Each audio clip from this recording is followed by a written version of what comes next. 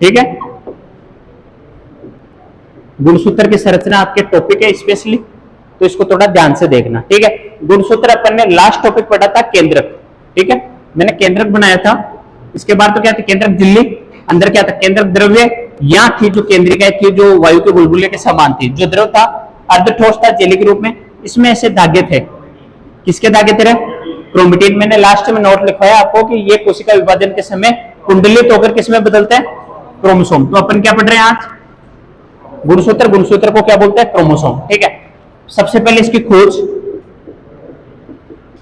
और नामकरण। ठीक है, खोज तो की थी स्ट्रोस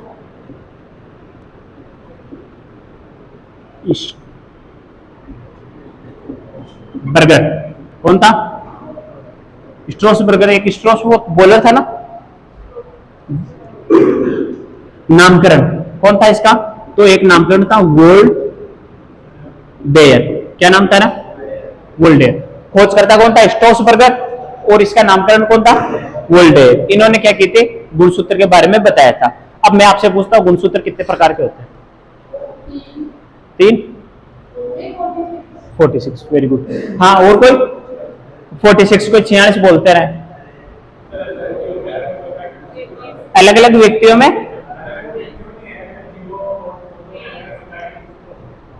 हाँ, और यही आमतौर पे इन्होंने जो बताया था, गुणसूत्र को 3 भागों में बांटा था। ठीक है, अपन बोलते हैं जिसे लैंगिक गुणसूत्र, अलैंगिक जिससे हमारा लिंग निर्धारण होता है। 2 गुणसूत्र होते हैं, XX या XY। ठीक है, तो उसको बाद में समझेंगे अपन, पहले ये देखते हैं। एक तो दिया इन्होंने मनुष्य में, मनुष्य में गुणसूत्र। ठीक है, इसके बाद था एक सहायक गुणसूत्र, सहायक गुणसूत्र। फिर आता है विशिष्ट।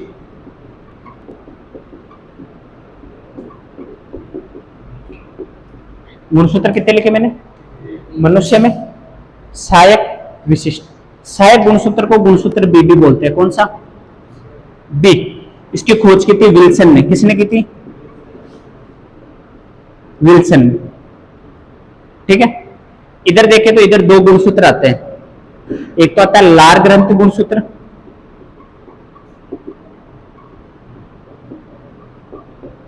यानी ये लार में पाया गया था गुणसूत्र का, इसलिए इसको नाम दे दिया लार ग्रंथि गुणसूत्र।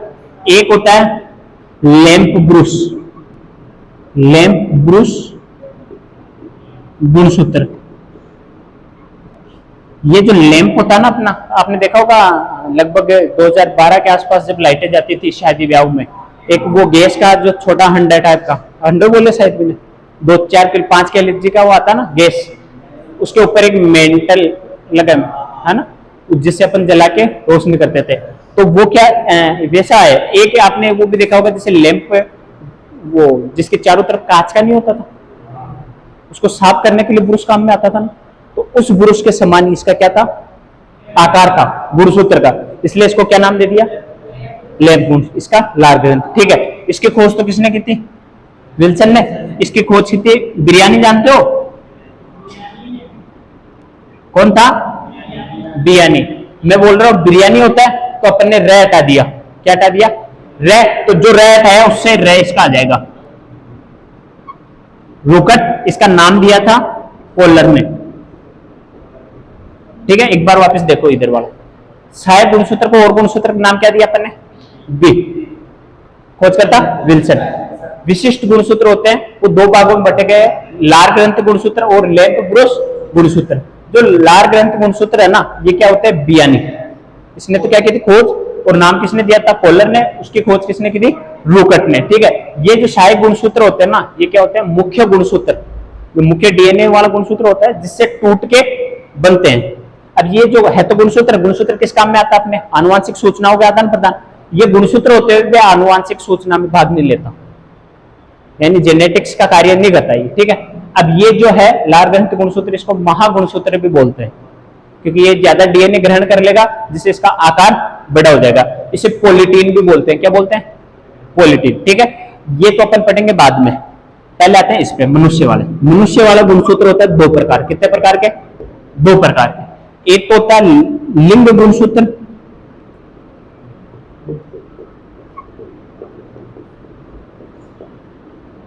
लिंग गुणसूत्र, और दूसरा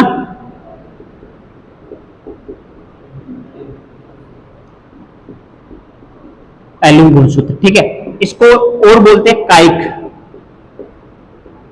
कायिक गुणसूत्र, या इसे बोलते हैं देहिक, देहिक गुणसूत्र। यानी लिंग को छोड़कर बाकी जो बॉडी बनती है किससे बनती है? कायिक। इंग्लिश में बोलते हैं इसको ऑटोसोम।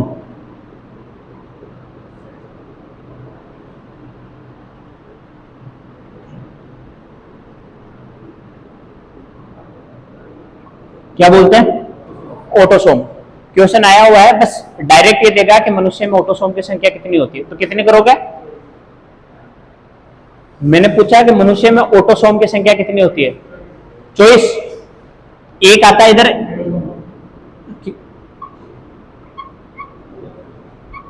ठीक है क्या? हाँ, सेक्स गुणसूत्र, और ये जो इसको एलिंग बोल सकते हैं, कायिक बोल सकते हैं, देहिक बोल सकते हैं, ऑटोसोम बोल सकते हैं। ठीक है, अब मेरा क्वेश्चन ये है कि ऑटोसोम की संख्या कितनी होती है? एक ने आंसर दिया चॉइस, और कोई?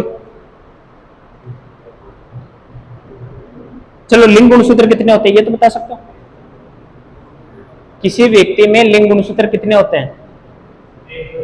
एक जोड़ी। 23 बोल रहा है, एक बोल रहा है?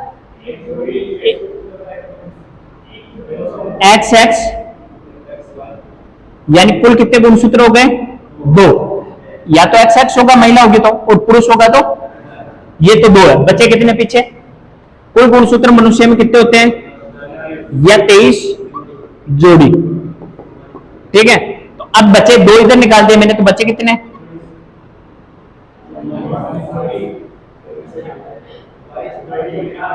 22 जोड़ी। वैसे 44 बोलेंगे, 44 गुणसूत्र, और इधर दो गुणसूत्र। जोड़ी पूछे तो एक ही जोड़ी है इधर, और उधर 22 जोड़ी। अब क्वेश्चन ये बनता है कि महिला और पुरुष में ऐसे गुणसूत्र कितने हैं जो अलग होते हैं? ये जो लिंग गुणसूत्र है ना, ये अलग अलग होते हैं, ठीक है, परंतु जो 44 गुणसूत्र है ना, सेम ही होंगे, चाहे महिला हो चाहे पुरुष हो। पुरुष में भी ये 44 गुणसूत्र जो है ना, लिंग, अलिंग गुणसूत्र, कायिक गुणसूत्र, यानी हमारी भी बॉडी बन रही है, हमारी आंखें बन रही है, हमारे हाथ बन रहे हैं, महिला में नहीं होते क्या? होते हैं, तो वो किससे बन रहे हैं? 44 से।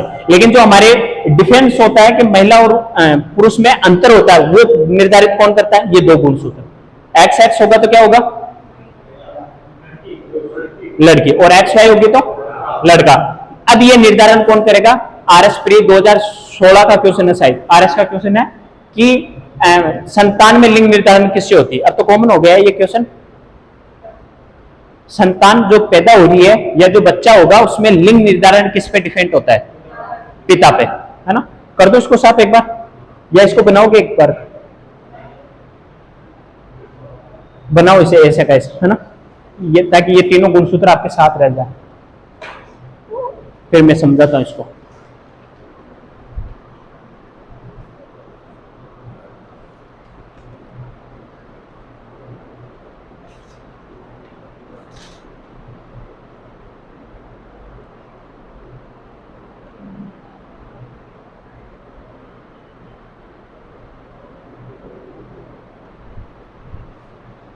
दो 2006 स्टेनोग्राफर की ओर आ रही है।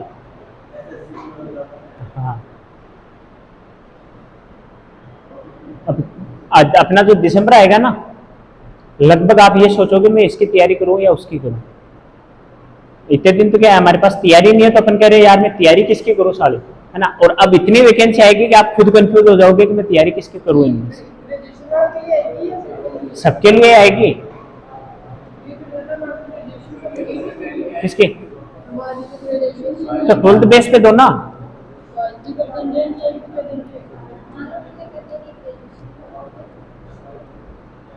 राजस्थान पुलिस 5500 वैकेंसी है, किसकी है? तो और आएगी रे, ये जरूरी थोड़ी एक ही है वैकेंसी, आने तो दो। राजस्थान के बजट में कहा था कि इस साल हम कितने वैकेंसियां निकालेंगे? 1,70,000 तो पहले घोषणा कर दी थी इन्होंने, 1 लाख अभी जब बजट आया था तब कहा था कि हम 5 लाख वैकेंसी निकालेंगे, जिसमें से इस साल की वैकेंसी 1 लाख होगी। यानी 2000 ये जो 24 और 25 है ना, उसमें 1 लाख वैकेंसी है आपके सामने। राजस्थान की सेंटर वाली अलग आएगी।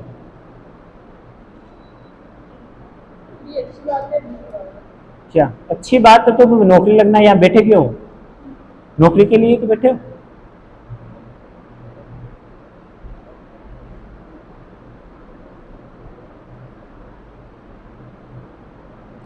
कहीं समझ नहीं आया तो पूछ लेना भाई।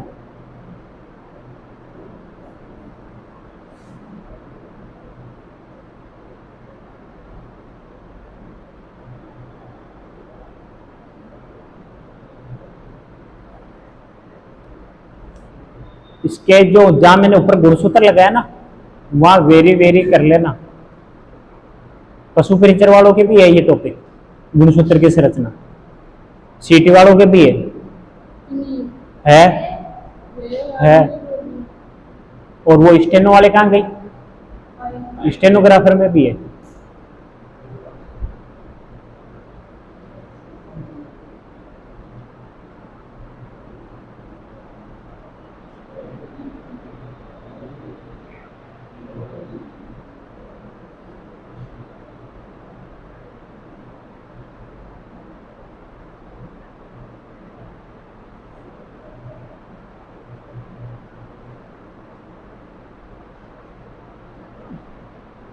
बिहार पुलिस में जाए तो कोई बिहार पुलिस की वैकेंसी आ रखी है? हो गया ये? जल्दी करो।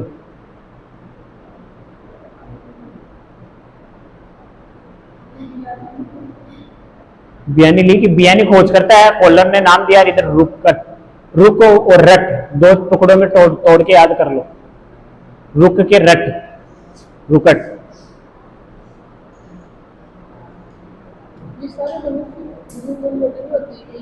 क्या जो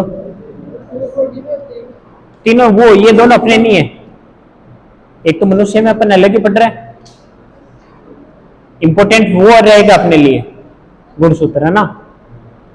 वो शायद आज अपन गुणसूत्र की संरचना पे नहीं पहुंचे, कल पहुंचे, तो जो कल वाला पढ़ेंगे वो इंपॉर्टेंट हो गया सबका।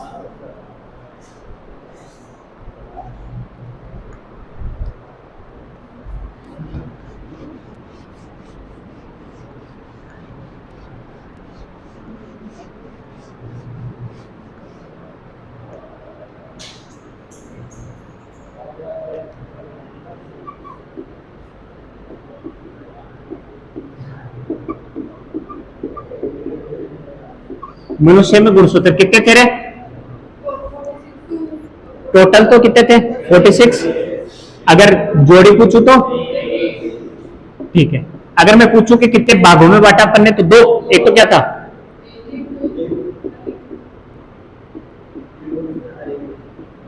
और दूसरा, इसके नाम याद रखना बाकी, ठीक है। दैहिक गुणसूत्र पूछ सकता है कि मनुष्य में दैहिक गुणसूत्र कितने होते हैं? कितने होंगे? 44, ठीक है। तो ये कितने थे? ये 44।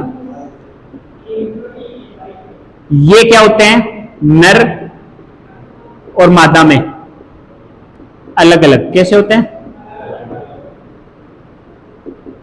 नर व मादा में अलग अलग क्यों? क्योंकि नर होगा XY और मादा होगी तो अलग अलग हो गए दोनों। जो ये 44 गुणसूत्र है, ये नर व मादा में कैसे होते हैं? समान, ठीक है। जैसे हमारे शरीर के लिए हाथ की वृद्धि के लिए कोई गुणसूत्र चाहिए, है ना, या कोशिका विभाजन होता है, तो उसके लिए महिला में भी ये रहेंगे और पुरुष में भी ये रहेंगे। लेकिन लिंग निर्धारण में पुरुष में ये और महिला में ये। अब लिंग निर्धारण कैसे होता है?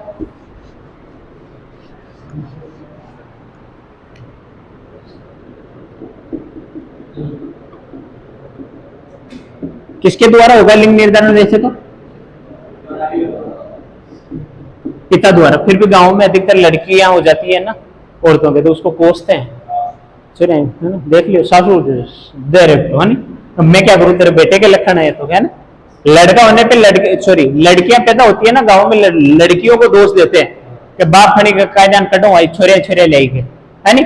लेकिन उसमें दोस्त छोरियों का नहीं होता है, बाकी था कोई हुई, है नहीं? सोच लेना, आज जिसकी होगी उसकी कोसना मत रहे लड़कियों को। वो जो पिछले थी ना, अपन कहते हैं कि ये पुराने जमाने, उस समय कोसते थे, है ना? अभी तो छोरी को कुछ कह दिया तो छोर छोरियां साथे ले, वाह मजा आ रही हमारे पियर के, नहीं? इधर तो क्या है नर, इधर क्या है मादा, ठीक है? इसमें गुणसूत्र कितने हैं बताओ? टोटली रहेंगे कितने? इसमें भी 46 रहेंगे। एक होता है हम पढ़ते हैं समसूत्री और अर्धसूत्री, पढ़ा कभी? समसूत्री विभाजन, अर्धसूत्री विभाजन, है ना? विभाजन 3 होते हैं, एक असूत्री भी पढ़ाऊंगा मैं, इसमें मैं आपको थोड़ा बताता हूं। एक तो होता है अर्धसूत्री,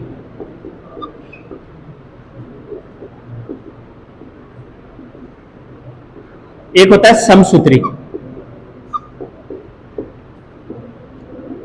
कोशिका कंप्लीट होगी तब मैं आपको कोशिका विभाजन भी पढ़ाऊंगा, ठीक है?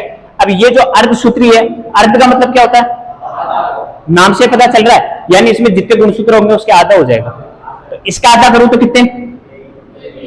इसका आधा करूं तो जो संतान पैदा होगी उसमें 23 + 23 कितने होते हैं? 46 होता है। तो अब मैं कह दूं कि जो जनन कोशिका है उसमें कौन सा विभाजन इंपोर्टेंस होता है?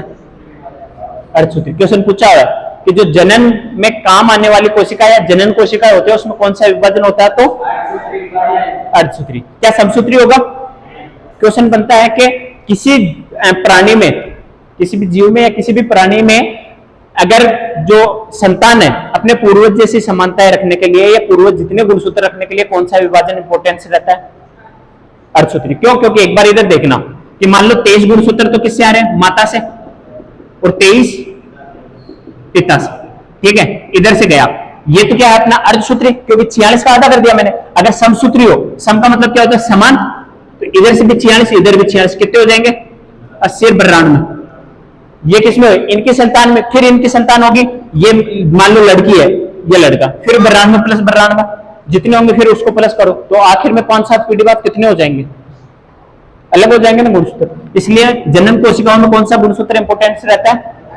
अर्धसूत्री। आपने एक चीज पढ़ी होगी, एक होती है 2n, एक होता है n, साइंस वाला, अगुणित और द्विगुणित, उल्टा लिख दिया, अगुणित और द्विगुणित। सम का मतलब इसमें कोई चेंज नहीं होगा, माता और पिता दोनों से मिला हुआ, ये याद रख लो आपको ट्रिक के हिसाब से।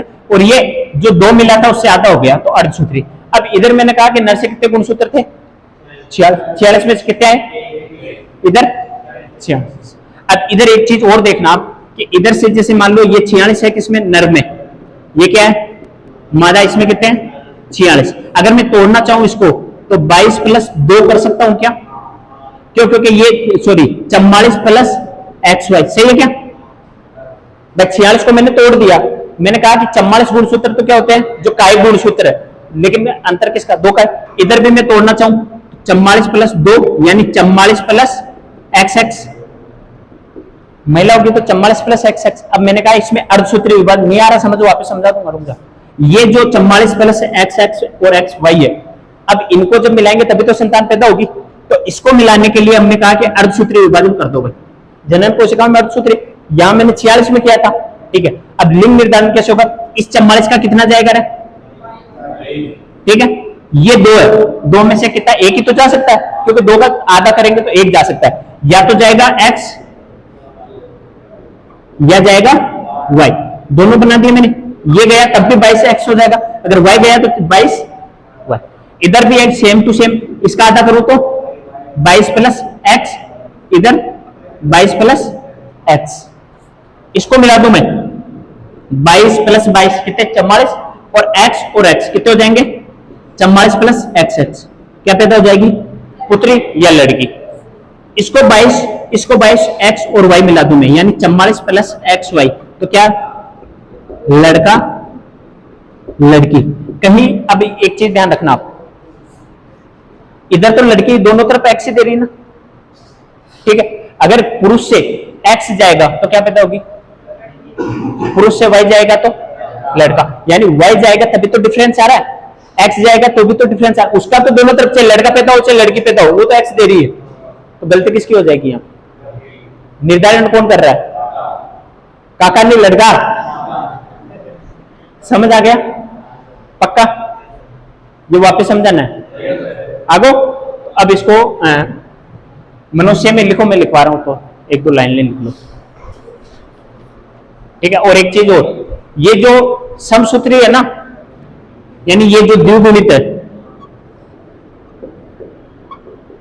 ठीक है, एक होता है अगुणित। द्वि का मतलब दो से गुणा करना है, और अगुणित का मतलब जो संख्या वैसी की वैसी, ठीक है। द्विगुणित का मतलब एक अपन लिख सकते हैं कि जो जीव है, कोई भी प्राणी, उसमें कुल गुणसूत्र है, उसे क्या बोलते हैं अपन? द्विगुणित। मनुष्य में द्विगुणित कितने हैं? अगुणित कितने हैं?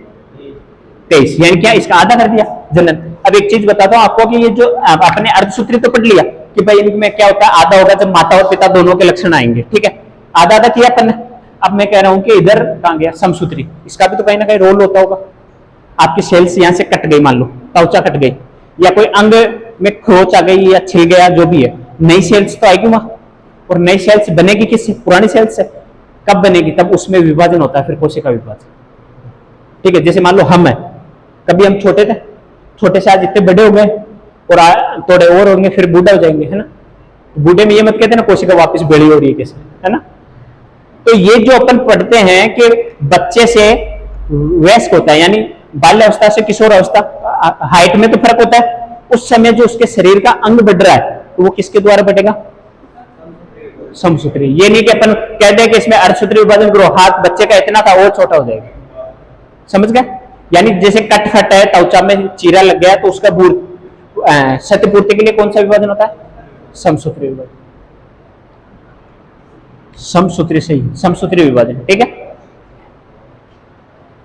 लिखो मनुष्य में,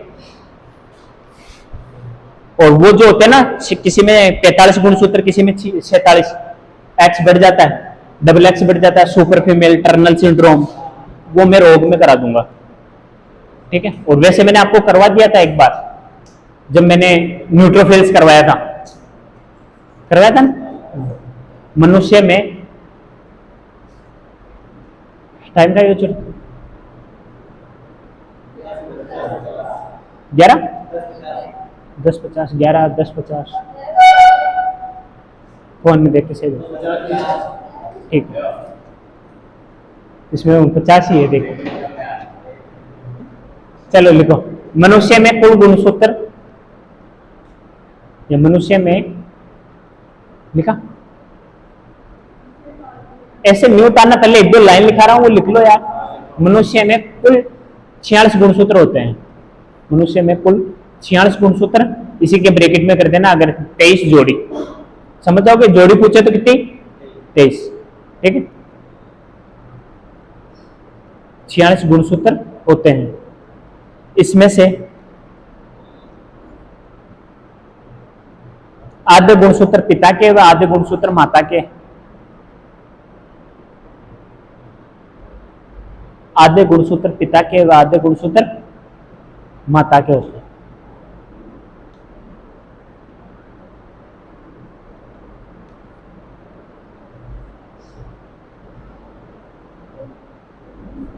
ठीक है, अगली लाइन में लिखो 44 गुणसूत्र। मनुष्य में कुल कितने? 46 है, उसमें से 44 गुणसूत्र, 44 गुणसूत्र नर व मादा, यानी महिला और पुरुष दोनों में समान होते हैं। गुणसूत्र तो वैसे भी समान होते हैं, लेकिन इनकी संरचना, कार्य करने का तरीका वो भी समान होता है। 44 गुणसूत्र क्या होते हैं? समान होते हैं, ठीक है। और तथा दो गुणसूत्र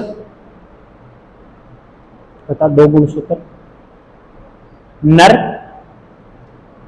लिखा वहां ब्रैकेट में लिख लेना XY,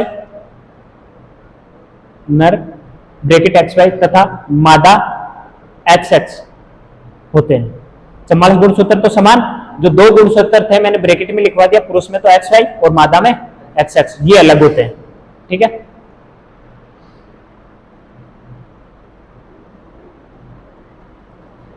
जनन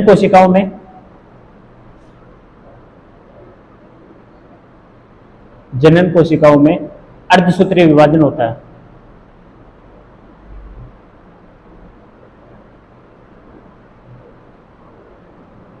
जनन कोशिकाओं में अर्धसूत्री विभाजन होता है।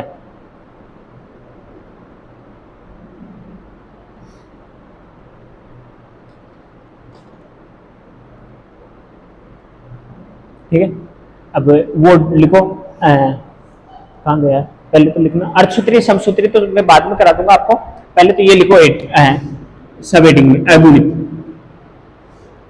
छोटा सा नाम लिख लो अगुणित।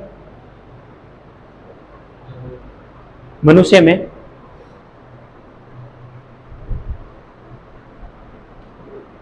में जब जनन कोशिकाओं में अर्धसूत्री विभाजन होता है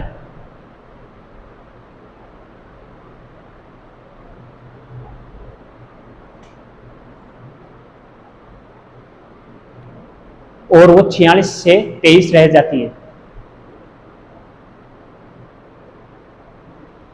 46 से 23 रह जाती है, इसे अगुणित या ब्रैकेट में सिंगल एन कहते हैं।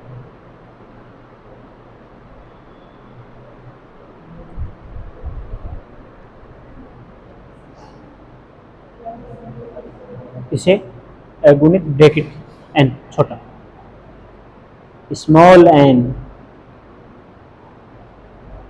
कहते हैं।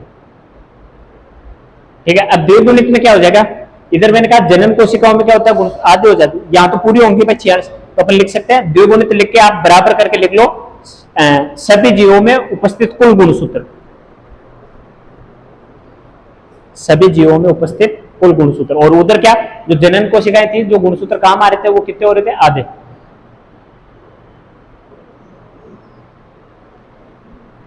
सभी जीवों में कुल गुणसूत्र, द्विगुणित किसे कहेंगे, जो जैसे हमारे शरीर में मैं पूछ लूं कि अभी मेरे शरीर में द्विगुणित गुणसूत्र कितने हैं, 46, मैं कह दूं अभी वर्तमान समय में मेरे अंदर अगुणित कितने, 23 है क्या अभी, ये कब होंगे जब जनन कोशिकाएं काम करेगी, जनन के लिए अपन जब कोशिका को कहेंगे तब ये 46 का आधा हो जाएगा।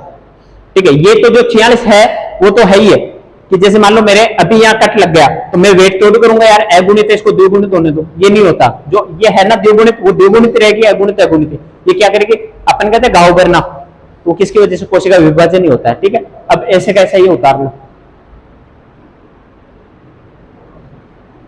लिंग निर्धारण पिता द्वारा होता है और नर में 46 मादा में 46, ये 23 लिया मैंने, फिर ऐसे कैसे एक और बना।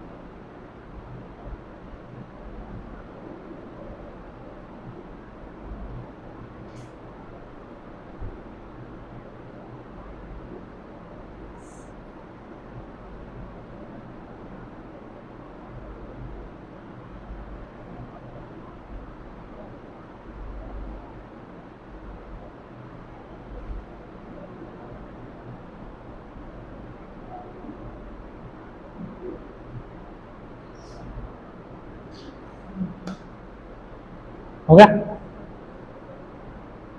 अब क्वेश्चन कैसे घुमा दो इसका, अगुणित द्विगुणित का, या मैं कह दूं कि किसी भी जीव का अपनी प्रजाति में समान गुणसूत्र या उसके वो लेने, तो कौन सा विभाजन आवश्यक होगा, पिता माता व पिता दोनों के लक्षण लेने, तो कौन सा होगा, किसी भी संतान में या किसी भी जीव में जब संतान पैदा होती है उसमें माता व पिता दोनों के लक्षण लेने के लिए कौन सा विभाजन आवश्यक है, अर्धसूत्री। समसूत्री किन में होता है, जो अलैंगिक जनन करते हैं, आपने देखा अमीबा, अमीबा का कोई सा भी अंग टूट जाएगा, नया जीव, मुकुलन, हाइड्रा में मुकुलन। ठीक है, आपने एक क्लोन का नाम सुना, क्लोन सेम होता है माता पिता से, जैसी आकृति उसके जो जनक पीढ़ी है उससे रहेगी वैसे की वैसे किसकी है उसकी, यानी उसमें कोई डिफरेंस नहीं होता। अपने मनुष्य में तो होता है, जैसे एक चीज इधर देखो, ये क्या है, कोई संतान है, ठीक है, पैदा किससे होगी?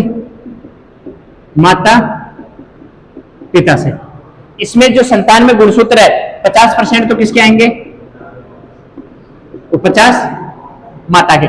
इसका जो माता पिता है यानी नाना नानी, इधर आगे चले परदादा परदादी, परनानी परनानी, ठीक है। यानी ये तो है 1/2, 1/4, आगे चलेंगे तो 1/8। यानी अगर आपने सुना होगा कि इसकी शक्ल तो मौसी से गई है, तो वो किसका, मौसी किसकी वंशज है? इधर नाना नानी की। चाचा पे शक्ल गई तो चाचा दादा दादी से ही तो पैदा हुआ है, तो किससे मिल सकती है? चाचा से। पड़ोसियों से मिले तो सोचने की है ना, ये नहीं है। और मौसा से मिल रही है तो मौसा अपने यहाँ कहीं नहीं है, नाना नानी और दादा दादी, है ना। अपने परिवार से आप देखते भी है कि यार इसकी नाक तो इसकी उस पे गई है, बुआ पे, तो बुआ कहां से? दादा दादी से। तो इसके लक्षण संतान में 50% आ रहे हैं। दादा दादी या नाना नानी है, बुआ दादा दादी की, मौसी इनकी, तो उनके लक्षण आ सकते हैं, उनके हस्बैंड के नहीं, है ना, वो अलग खानदान से हो जाएंगे। अब एक चीज बता दूं कि अगर मैं कहूं कि यहाँ अर्धसूत्रीय विभाजन नहीं हो रहा है, आधे लक्षण नहीं आ रहे, तो जो पूरे लक्षण आ रहे हैं वो माता के आ रहे हैं। क्या आ रहे हैं? तो पिता का कोई रोल रहेगा क्या? पिता का रोल नहीं रहेगा। तो अपन कह सकते हैं ये तो भाई ओनली फॉर माता खुद संतान उत्पन्न कर रही है, तो इसमें कौन सा जनन हो गया? लैंगिक और अलैंगिक होता है, तो वो जो इसमें हो जाएगा, तो वो अलैंगिक जनन में क्या होती है? संतान में विभाजन नहीं होता, कोशिकाओं जनन कोशिकाओं। अगर किसी संतान में या किसी भी पीढ़ी, किसी भी जीव में अगर अपने को देखना है कि इसमें जो संतान है उसमें माता और पिता दोनों के लक्षण, अब जब माता और पिता मिल रहे हैं तो लैंगिक जनन ऑब्वियसली बात है, उनके लक्षण चाहिए, तो कौन सा विभाजन चाहिए अपने को? अर्धसूत्री। समझ गए? नोट करके लिख लो नीचे, नोट। ये वाला लगा लिया क्या पिता द्वारा? अगर क्वेश्चन बन जाए, बना हुआ है आरएस का कि संतान में लिंग निर्धारण किसके द्वारा होता है? पिता द्वारा। माता का कोई रोल नहीं होता इसमें, ठीक है। नोट करके लिखो कि जनन कोशिकाओं में हमेशा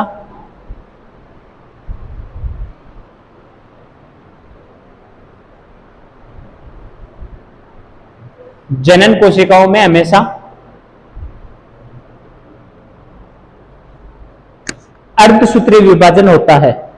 जनन कोशिकाओं में हमेशा अर्धसूत्रीय विभाजन होता है।